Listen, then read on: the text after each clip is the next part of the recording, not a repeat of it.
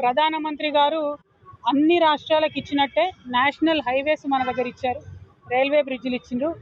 వారు BJP party మనకేం స్పెషల్గా ఫేవర్ చేయలేదు. నిన్న ప్రధానమంత్రి గారు ఇనాగ్రేట్ చేసినామని చెప్తున్న 1000 కోట్ల ఫండ్స్ అన్నీ కూడా పేదవాడి కడుపులోకి వచ్చేటటువంటి కాదు. ఎస్, కొంచెం బెనిఫిట్ అవుతుంది, నేషనల్ హైవేస్ వస్తాయి.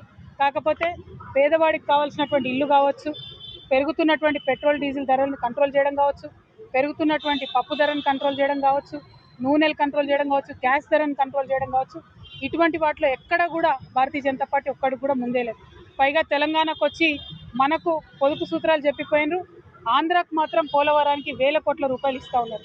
అక్కడ పోలవరం కడితే ఇక్కడ మన ఖమ్మం జిల్లా సగం మునిగే పరిస్థితి ఉన్నది, భద్రాద్రి మునిగే పరిస్థితి ఉంది, రాముల వారి ఆలయం దగ్గరికి నీళ్ళు వచ్చే పరిస్థితి ఉంది.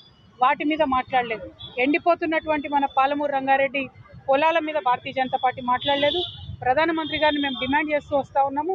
మాకు ఒక్క ప్రాజెక్టు కన్నా నేషనల్ ప్రాజెక్ట్ స్టేటస్ ఇవ్వండి అని అడుగుతున్నాం. అత్యంత వెనుకబడ్డ జిల్లా కాబట్టి పాలమూరుకి ఏమని అడుగుతున్నాం. వీటన్నిటికీ కూడా అష్టగ్రహాల్లాగా ఉన్నటువంటి 8 మంది బీజేపీ ఎంపీలు తక్షణమే సమాధానం చెప్పాలి. సెన్సెస్లో ఓబీసీ కాలం పెట్టాలి. దీనికోసం తెలంగాణ నుండి ఉన్న బీజేపీ ఎంపీలు ఉద్యమం చేయాలి.